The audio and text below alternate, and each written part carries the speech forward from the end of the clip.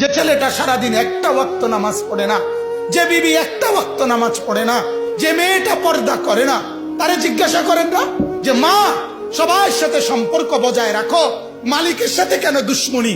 আল্লাহর লগে কি নারাজি হইলা? আল্লাহর সাথে কি দুশ্মনী? আল্লাহর লগে কেন রাগ করলা?